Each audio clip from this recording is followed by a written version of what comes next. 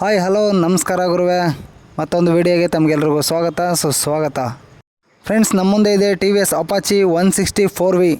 Guys, ಇವತ್ತು ನಾನು ಈ ಗಾಡಿನ ರೈಡ್ ಮಾಡಿ ನಾನು ಆನೆಸ್ಟ್ ಎಕ್ಸ್ಪೀರಿಯೆನ್ಸನ್ನು ನಾನು ನಿಮ್ಗೆ ತಿಳಿಸ್ಕೊಡ್ತೀನಿ. ವಿಡಿಯೋನ ಎಲ್ಲಿ ಸ್ಕಿಪ್ ಮಾಡಿದೆ ಕೊನೆವರೆಗೂ ನೋಡಿ. ಫ್ರಂಟಿಂದ ಹೇಗೆ ಕಾಣಿಸ್ತಿದೆ ಕಮೆಂಟ್ ಮಾಡಿ ಗೈಸ್.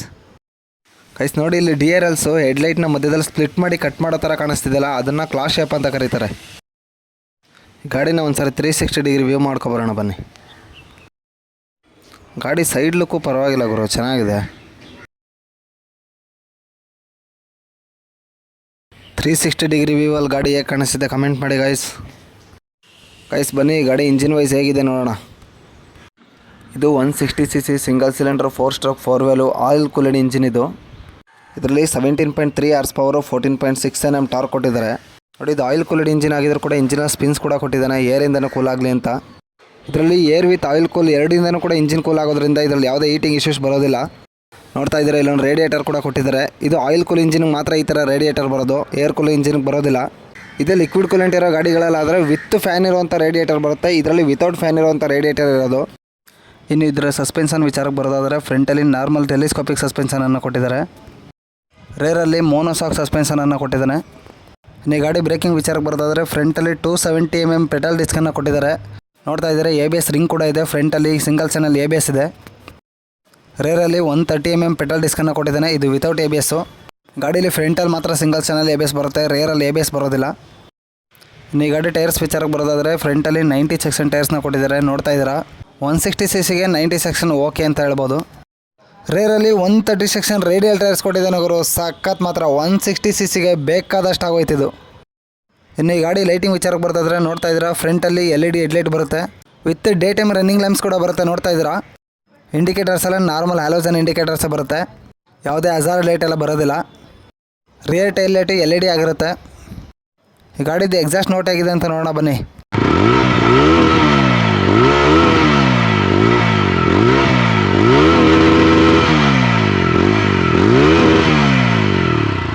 ಪರವಾಗಿಲ್ಲ ಗುರು, 160cc ಬೇಸ್ ಚೆನ್ನಾಗಿದೆ.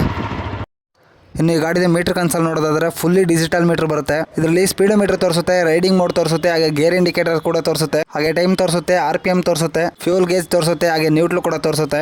ಒಂದು ಬೇಸಿಕ್ ಆಗಿ ಏನೇನು ಬೇಕೋ ಅದನ್ನೆಲ್ಲ ಕೊಟ್ಟಿದ್ದಾರೆ. ಹಾಗೆ ಇದರಲ್ಲಿ ಬ್ಲೂಟೂತ್ ಕನೆಕ್ಟಿವಿಟಿ ಇದೆ, SMS ಅಲರ್ಟ್ ಕೂಡ ತೋರಿಸುತ್ತೆ. ಈ ಗಾಡಿನಲ್ಲಿ ಅರ್ಬನ್ನು, ರೈನು, ಸ್ಪೋರ್ಟ್ಸ್ ಅಂತ 3 ರೈಡಿಂಗ್ ಮೋಡ್ಸ್ ಬರುತ್ತೆ. ಈ ಬಜೆಟ್ ಕ್ಯಾಟಗರಿನಲ್ಲಿ ಬೇರೆ ಯಾವ 160cc ಗಾಡಿನಲ್ಲೂ ಕೂಡ ರೈಡಿಂಗ್ ಮೋಡ್ಸ್ಗಳು ಬರೋದಿಲ್ಲ, ಆದರೆ TVS ಅವ್ರು ಕೊಟ್ಟಿದ್ದಾರೆ. ನೀವು R15 ಮತ್ತು MT-ನಲ್ಲೂ ಕೂಡ ರೈಡಿಂಗ್ ಮೋಡ್ಸ್ ಬರುತ್ತಲ್ಲ ಗುರು ಅಂತ ಕೇಳಕ್ಕೆ ಹೋಗ್ಬೇಡಿ, ಯಾಕಂದರೆ ಅವೆರಡು ಗಾಡಿಗಳು CC ಮಾತ್ರ ಈ ಕ್ಯಾಟಗರಿಯಲ್ಲಿ ಬರುತ್ತೆ. ಆದರೆ ಪ್ರೈಸಿಂಗಲ್ಲಿ ಹೋದರೆ ಈ ಕ್ಯಾಟಗರಿಯಲ್ಲಿ ಬರೋದಿಲ್ಲ. 200cc ಬೈಕಿಂದ ತುಂಬ ಕಾಸ್ಟ್ಲಿ ಇದೆ ಗಾಡಿಗಳು.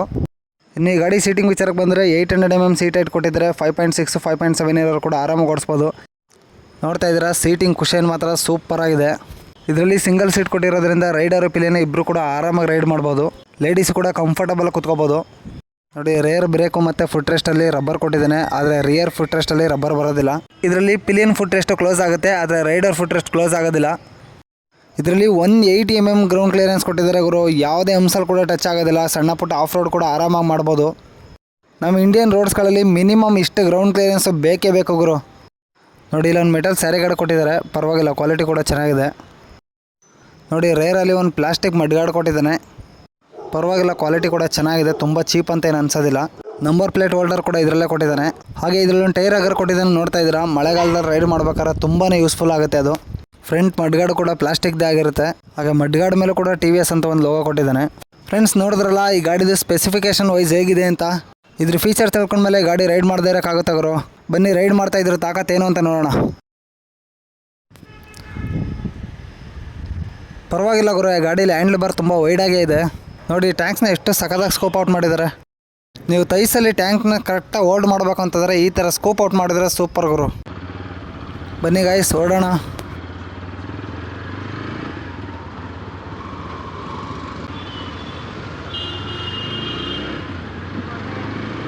ಗಾಯ್ಸ್, ಈ ಗಾಡಿನಲ್ಲಿ ಕಂಫರ್ಟಬಲ್ ಪೊಸಿಷನಲ್ಲಿ ಕುತ್ಕೋಬೋದು. ಹ್ಯಾಂಡ್ಲ್ ಬಾರ್ ಕೂಡ ತುಂಬ ಡೌನ್ ಏನಿಲ್ಲ, ಆರಾಮಾಗಿ ರಿಲ್ಯಾಕ್ಸಾಗಿ ರೈಡ್ ಮಾಡ್ಬೋದು. ಸಿಟಿಲಿ ಓಡ್ಸೋಕ್ಕಂತೂ ತುಂಬ ಕಂಫರ್ಟಬಲ್ ಆಗಿದೆ ಗಾಡಿ. ಓವರ್ ಪವರ್ ಅಂತಲೂ ಕೂಡ ಅನಿಸ್ತಾ ಇಲ್ಲ, ತುಂಬ ಅಂಡರ್ ಪವರ್ ಅಂತಲೂ ಕೂಡ ಅನಿಸ್ತಾ ಇಲ್ಲ. ಸಸ್ಪೆನ್ಷನ್ ಕೂಡ ಚೆನ್ನಾಗಿ ಸೆಟ್ ಮಾಡಿದ್ದಾರೆ. ನಾರ್ಮಲ್ ಹಂಪ್ಸಲ್ಲಿ ಅಂಥ ಏನು ಇರಿಟೇಷನ್ ಫೀಲ್ ಆಗೋದಿಲ್ಲ. ಬಾಗರು ರೈಡ್ ಮಾಡೋಕ್ಕೆ ಮೊದಲೇ ಒಂದು ಸ್ವಲ್ಪ ಪೆಟ್ರೋಲ್ ಹಾಕ್ಸ್ಕೊಂಡು ಹೋಗ್ಬಿಡೋಣ, ಮಧ್ಯೆ ಆಫ್ ಕೇಫ್ ಆಗಿಬಿಟ್ರೆ ಕಷ್ಟ. ಪೆಟ್ರೋಲ್ ಹಾಕ್ಸಿದ್ದಾಯ್ತು, ಬಾಗುರು ರೈಡ್ ಮಾಡೋಣ.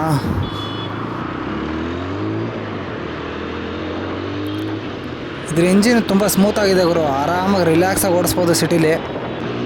ಇದು 3000 RPM ಆದಮೇಲೆ ಒಳ್ಳೆ ಪವರ್ ಇದೆ ಗುರು ಗಾಡೀಲಿ. ಸಿಟಿಲಿ ಓಡಿಸೋದಕ್ಕೆ ಮಾಡಿಸಿದ ಗಾಡಿ, ಪವರ್ ಇದೆ, ಕಂಫರ್ಟು ಇದೆ. ಈ ಗಾಡಿಗೆ ಮೇನ್ ಕಾಂಪಿಟೇಷನ್ ಬಂದು NS 160 ಮತ್ತು ಹೀರೋ ಎಕ್ಸ್ಟ್ರೀಮ್ 160R ಅಂತ ಇದೆ.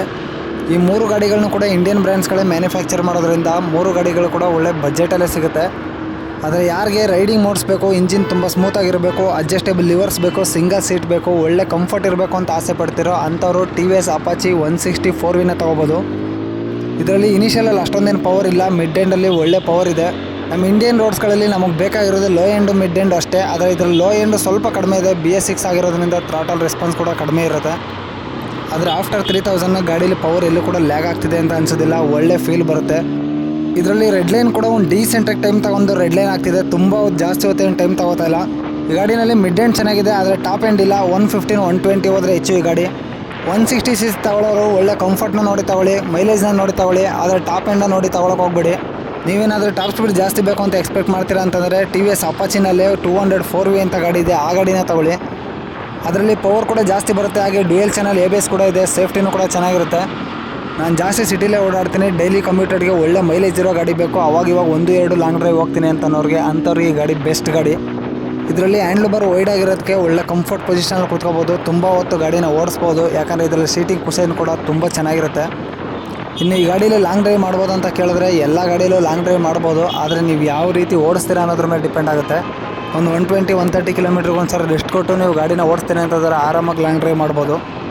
50-60 ಕಿಲೋಮೀಟ್ರಿಗೆ ರೆಸ್ಟ್ ಕೊಡಬೇಕು ಅಂತೇನಿಲ್ಲ, ಯಾಕಂದರೆ ಇದರಲ್ಲಿ ಆಯಿಲ್ ಕೂಲೆಂಟ್ ಸಿಸ್ಟಮ್ ಕೊಟ್ಟಿದ್ದಾರೆ. 120 130 ಕಿಲೋಮೀಟ್ರ್ ಆರಾಮಾಗಿ ಒಂದೇ ಸ್ಟ್ರೆಚಲ್ಲಿ ರೈಡ್ ಮಾಡ್ಬೋದು, ಯಾವುದೇ ರೀತಿ ತೊಂದರೆ ಆಗೋದಿಲ್ಲ.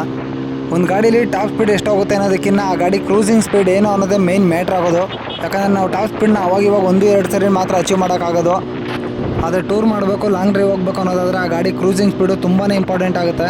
ಇದು 160cc ಆಗಿರೋದ್ರಿಂದ ಈ ಗಾಡಿನಲ್ಲಿ ಜಾಸ್ತಿ ಕ್ರೂಸಿಂಗ್ ಸ್ಪೀಡ್ನ ಎಕ್ಸ್ಪೆಕ್ಟ್ ಮಾಡೋಕ್ಕಾಗೋದಿಲ್ಲ. ಒಂದು 90-100 ಆರಾಮಾಗಿ ಕ್ರೂಸ್ ಮಾಡ್ಬೋದು.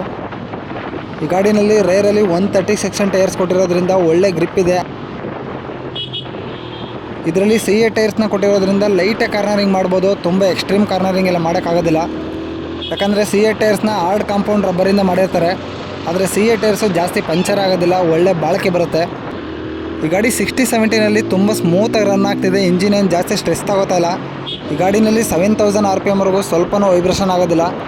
ಆದರೆ ಆಫ್ಟರ್ 7000 ಕ್ರಾಸ್ ಆಗ್ತಿದ್ದಂಗೆ ಎಲ್ಲ ಒಂದು 10% ಮಾತ್ರ ವೈಬ್ರೇಷನ್ ಆಗುತ್ತೆ. ಇದೆಲ್ಲ ಲಾಂಗ್ ಡ್ರೈವಲ್ಲಿ ಅಷ್ಟೊಂದೇನು ಪ್ರಾಬ್ಲಮ್ ಮಾಡೋದಿಲ್ಲ, ತುಂಬ ಜಾಸ್ತಿ ಏನು ವೈಬ್ರೇಷನ್ ಇಲ್ಲ ಇದು ಗಾಡಿನಲ್ಲಿ. ಫುಟ್ ರೆಸ್ಟಲ್ಲಂತೂ ಸ್ವಲ್ಪನೂ ವೈಬ್ರೇಷನ್ ಆಗ್ತಿಲ್ಲ. ಈ ಗಾಡಿ ಬಿಲ್ಡ್ ಕ್ವಾಲಿಟಿ ಕೂಡ ಸಖತ್ತಾಗಿ ಮಾಡಿದ್ದಾರೆ, ಎಲ್ಲೂ ಕೂಡ ಚೀಪ್ ಕ್ವಾಲಿಟಿ ಮೆಟೀರಿಯಲ್ಸ್ ಹಾಕಿದ್ದಾರೆ ಅಂತ ನಂಗೆ ಅನ್ನಿಸ್ತಾ ಇಲ್ಲ. TVS ಅವರು ಯಾವತ್ತೂ ಕೂಡ ಬಿಲ್ಡ್ ಕ್ವಾಲಿಟಿಯಲ್ಲಿ ಕಾಂಪ್ರಮೈಸ್ ಮಾಡೋದಿಲ್ಲ. ಯಾವುದೇ ಒಂದು ಗಾಡಿ ತುಂಬ ಬಾಳಿಕೆ ಬರಬೇಕು ಅಂತಂದರೆ ಆ ಗಾಡಿ ಬಿಲ್ಡ್ ಕ್ವಾಲಿಟಿ ಚೆನ್ನಾಗಿರಬೇಕು, ಹಾಗೆ ಇಂಜಿನ್ ಕೂಡ ತುಂಬ ರಿಫೈನ್ಡ್ ಆಗಿರಬೇಕು. ಈ ಗಾಡಿನಲ್ಲಿ ಬಿಲ್ಡ್ ಕ್ವಾಲಿಟಿ ಕೂಡ ಸಖತ್ತಾಗಿದೆ, ಹಾಗೆ ಇಂಜಿನ್ ಕೂಡ ತುಂಬ ರಿಲಯಬಲ್ ಆಗಿದೆ. TVS ಗಾಡಿಗಳನ್ನೆಲ್ಲ ಹೇಳ್ಬೇಕಾಗಿರೋ ತುಂಬ ಲಾಂಗ್ ಟರ್ಮಲ್ಲಿ ಓನ್ ಮಾಡ್ಬೋದು. For example already TVS Apache 160 2V ಗಾಡಿಗಳನ್ನ ಎಷ್ಟೋ ಜನ 10-15 ವರ್ಷದಿಂದ ಓಡಿಸ್ತಾ ಇದ್ದೀರಾ. ಆಲ್ರೆಡಿ ನಿಮಗೆ ಗೊತ್ತಿರುತ್ತೆ TVS ಇಂಜಿನ್ಗಳು ಎಷ್ಟು ರಿಲಯಬಲ್ ಆಗಿರುತ್ತೆ ಅಂತ. ಯಾರೆಲ್ಲ TVS ಓನರ್ಸ್ ಈ ವಿಡಿಯೋ ನೋಡ್ತಾ ಇದ್ದೀರಾ ದಯವಿಟ್ಟು ಕಮೆಂಟ್ ಮಾಡಿ ಗೈಸ್. ಸಿಟಿ ಟ್ರಾಫಿಕಲ್ಲಿ ಈ ಗಾಡಿನ ಆರಾಮಾಗಿ ಓಡಿಸ್ಬೋದು, ಯಾಕಂದರೆ ಈ ಗಾಡಿ 146 kg ಕರ್ವ್ ವೇಟ್ ಇರೋದು. ತುಂಬ ಏನು ವೆಯ್ಟ್ ಫೀಲ್ ಆಗೋದಿಲ್ಲ, ಯಾಕಂದರೆ ಸೆಂಟರ್ ಆಫ್ ಗ್ರಾವಿಟಿ ಕೂಡ ಚೆನ್ನಾಗಿ ಮಾಡಿದ್ದಾರೆ TVS ಅವರು.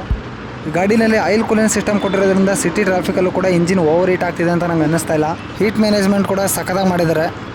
ಇನ್ನು ಈ ಗಾಡಿ ಮೈಲೇಜ್ ವಿಚಾರಕ್ಕೆ ಬರೋದಾದರೆ 45 to 50 ಕಿಲೋಮೀಟ್ರ್ ಮೈಲೇಜ್ ಬರುತ್ತೆ. ಇದರಲ್ಲಿ 12 ಲೀಟ್ರ್ ಫ್ಯೂಲ್ ಟ್ಯಾಂಕ್ ಕೆಪಾಸಿಟಿ ಕೊಟ್ಟಿದ್ದಾನೆ. ಆಲ್ಮೋಸ್ಟ್ ಒಂದು ಫುಲ್ ಟ್ಯಾಂಕಲ್ಲೇ 550ರಿಂದ 600 ಕಿಲೋಮೀಟ್ರ್ವರೆಗೂ ರೈಡ್ ಮಾಡ್ಬೋದು. ಗೈಸ್ ಒಂದು ಸರ್ IR RPM ಅಲ್ಲಿ ಪಿಕಪ್ ಚೆಕ್ ಮಾಡೋಣ ಬನ್ನಿ.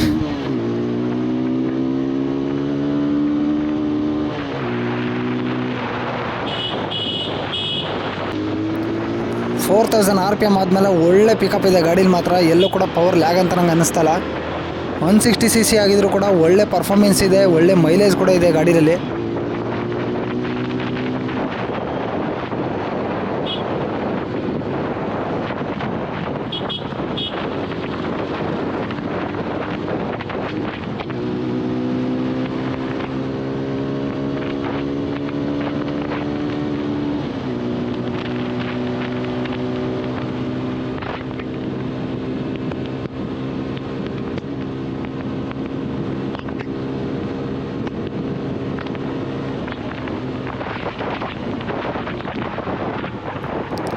ಗಾಡೀಲಿ ಬ್ರೇಕಿಂಗ್ ಬೈಟ್ ಕೂಡ ಎಷ್ಟು ಸಕ್ಕತ್ತಾಗಿದೆ ಅಲ್ಲ ಗುರು.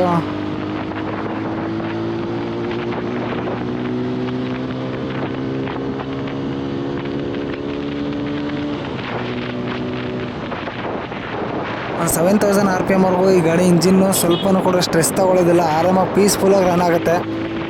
90-100ಅಲ್ಲಿ ಆರಾಮಾಗಿ ಕ್ರೂಸ್ ಮಾಡ್ಕೊಂಡು ಲಾಂಗ್ ಡ್ರೈವ್ ಮಾಡ್ಬೋದು. ಓವರಾಗಿ ಏನು ಇಂಜಿನ್ ಸ್ಟ್ರೆಸ್ ಆಗೋದಿಲ್ಲ. ಇದರಲ್ಲಿ ಸಿಂಗಲ್ ಚಾನಲ್ ABS ಇದ್ರೂ ಕೂಡ ಬ್ರೇಕಿಂಗ್ ಬೈಟ್ ಅಂತೂ ಸಕ್ಕತ್ತಾಗಿದೆ.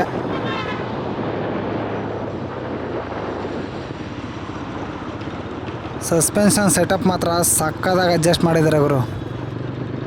ಫ್ರೆಂಡ್ಸ್, ಇದಾಗಿತ್ತು TVS ಅಪಾಚಿ 160 ಗಾಡಿಯ ರೈಡ್ ರಿವ್ಯೂ. ವಿಡಿಯೋ ಇಷ್ಟ ಆಗಿದ್ದರೆ ದಯವಿಟ್ಟು ನನ್ನ ಚಾನಲ್ನ ಸಬ್ಸ್ಕ್ರೈಬ್ ಮಾಡ್ಕೊಳ್ಳಿ. ಹಾಗೆ ನಿಮ್ಮ ಫ್ರೆಂಡ್ಸ್ ಆ್ಯಂಡ್ ಫ್ಯಾಮಿಲಿ ಮೆಂಬರ್ಸ್ಗೂ ಕೂಡ ಶೇರ್ ಮಾಡಿ ಸಪೋರ್ಟ್ ಮಾಡಿ. Thank you. ಸಿಗೋಣ ನೆಕ್ಸ್ಟ್ ವೀಡಿಯೋದಲ್ಲಿ.